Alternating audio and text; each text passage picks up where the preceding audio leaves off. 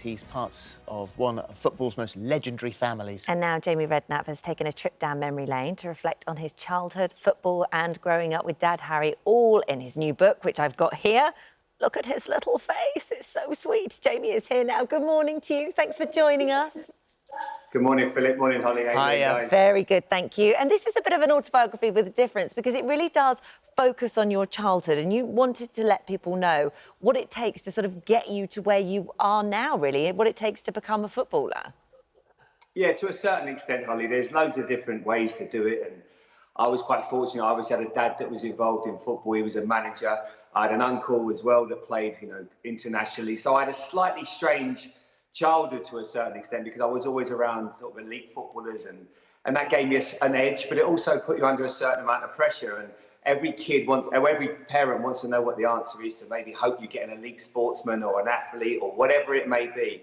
So to have my dad and have that sort of connection, and we were obviously very close, which certainly helped as well. Yeah. Well, it is called Me, Family and the Making of a Footballer. And when you read it, you can see, as you just said then, obviously family will shape you, and company shapes you as well. The fact that your household was actually fully living and breathing football, down to your dad's mates, the people he was working with, all of that.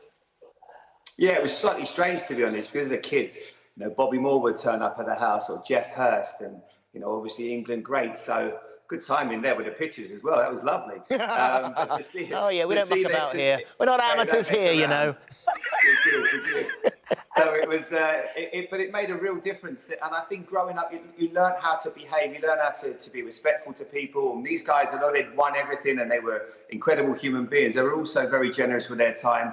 And it just felt the norm, if you like, Phillip. It felt the norm, Bobby Moore coming over, and he was so close to my dad. They had an amazing friendship and living over in America. So, and you also learn how to, to adapt to the winning and losing, because obviously your weekends would be shaped. Because if Bournemouth lost when my dad was a manager, that would shape the whole weekend. And Mum would say, listen, be careful, don't say anything stupid today. And normally it would be my brother that would maybe put his foot in it. But I was normally quite aware of that dad's maybe a little bit anxious today. They've lost the game, or obviously the elation of winning the game that could obviously change everything as well. And I think a lot of people would be thinking, well, he was probably under an awful lot of pressure, really, coming from a family like that, being surrounded by so much football. But there was no one that put you under more pressure than yourself, because you had that commitment from being a little kid. You were outside practising all the time. Yeah, I think you have to have an obsession. I think that's the one thing that came across in the book. And, when you go through all your childhood memories, it's an obsession. You want to do it. You've got to have that desire. When other kids go, and they go and spend time maybe indoors or playing on their computer, all I wanted to do was play football, being around football. And I think that's what perhaps gave me that edge. And you can't teach that. You can't teach someone to have hunger. You can't teach someone to want something if they, you can't live your life through them. And I guess that's why we don't actually see that many footballers' sons making it to the top, to the elite level. And I suppose where Frank Lampard Jr., for him to make it and myself is quite unique, really. Tell me about Nan and Pop, because Pop, your dad's mum and dad, and there's another guy with an incredible eye. Yeah, he was an amazing character, to be honest, Phillip. I was very fortunate. I had a granddad that followed me pretty much every single game I went to. He'd get on a train from East London. He lived in Poplar, and he'd get on a train and he'd come up to Liverpool, watch the game. I'd take him back afterwards, and he just loved football. He lived for it. He'd go down to the local parks and watch games. It was just his obsession. And he spotted Rio Ferdinand, actually. I remember him calling up my dad and said, I've just seen a very good young player playing on there. I think it was Hackney Marshes or somewhere. He said, you've got to sign this kid. He said, where does he play? So he's playing midfield, but he's going to be a good centre-back. And my dad was like, OK, I'll get the scouts to go and watch him.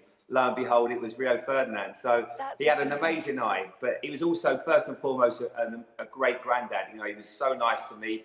The memories, and I miss him dearly because, I'd love him to come and watch my kids play football and share those moments that I can with my kids. I was so fortunate to have such a loving family. Yeah. I mean, it's not all just about football as well, because you do open up about some very personal issues that have happened in your life. And you talk about the tragic crash that your father experienced as well. And when I was reading it, you talk about your mum, how she knew something had happened that day because your dad would speak to her 3 times a day. And when he didn't call in that night, she knew something had happened. Yeah, without a doubt, Holly. I think that was probably the most difficult time in my life. As a 16-year-old, You know, he's not just my dad, he's my best friend. And we realised something was wrong. It was during Italia 90, and he'd gone over with some friends to watch all the games. And Italy had played Ireland that night, and it was Mum was babysitting just across the road. I remember walking back with her, and she said, "Something's not right. Dad always calls." And I was like, "Mum, it'll be fine. He'll call in the morning." And then when we did get the call in the morning, it was to say that you know, Brian Tyler, who was Dad's best friend at the time, had died in the crash. But my dad was okay. But what did okay mean? We didn't know. So he was very fortunate to be alive. Thankfully, he suffered, obviously, I think he broke his leg. He had a fractured skull. He had some really terrible injuries at the time. So it was a really difficult one for my mum and my brother and I to go through. You know, when your dad goes through such a near-death experience. And it was actually the only time we've ever talked about it was in the book, because he's old school. He sort of buries it under the carpet. He doesn't want to talk about those experiences. Well, he should have been sitting where Brian was actually sitting, because I think he was eating a pizza and sort of late getting into the vehicle. Yeah, I think I'm sure. I mean, I'm sure you've met my dad before, Phillip. He has time for everybody, and I think one of the hardest things for him was he felt probably to a certain extent to blame, because there were some Irish fans that were talking about the game, and he was spending time talking to them, and everyone was going, "Come on, Harry, we've got to go back to the hotel." And when they got into the minivan, Brian had sat where my dad normally sits, and my dad sat on the outside. And 3 Italian fans, because they'd won that game, they ended up crashing into my dad's minivan. They died as well. So 4 people lost their life in what should have been just an amazing night of celebration and joy. And unfortunately, it didn't turn out that way.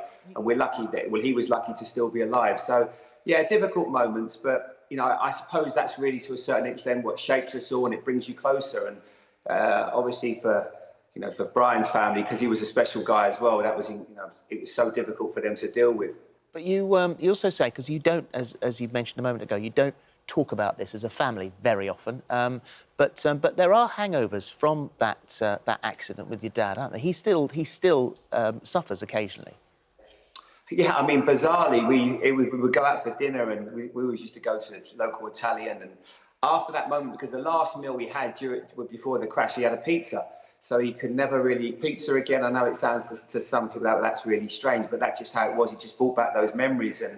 And I think for him to talk about it, because in the book, everyone sort of shares their memories. So Dad has an element in the book, and all the different people in there, and mates of mine from school. So for Dad and I to sit down and go through it, I think it was quite therapeutic for both of us, because we've never spoken about it, and we sort of brushed it aside. And I think to get it out in the open, and you could see there was almost a relief.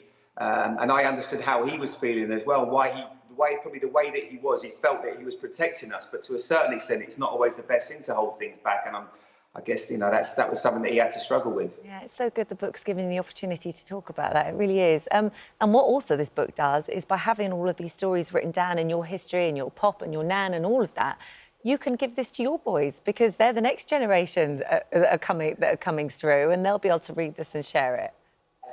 Yeah, that's the nice thing, Holly, that you've always got these memories, and yeah, hopefully they're going to enjoy it. My youngest is looking forward to getting stuck in and reading it, so he loves his football. My older boy's a bit of a rugby player, so he probably prefers the old rugby stories. But I think to a certain extent they'll probably learn about, what I was, a bit of a strange kid, to be honest. They'll probably say, "God, Dad, you was a bit of a weirdo when you were younger." But I think to be a sportsman, or to go through anything like that, you have to be so dedicated. And I think that's something for when you've got kids, you want them to be as successful as possible and to work as hard as they can. Thank you. It's lovely to talk to you today. Here's the book again, Jamie Redknapp, Me, Family and the Making of a Footballer. There it is, that's out. Thank you, Jamie. Take care. Thank you, guys. Thanks for having me on. Thank you.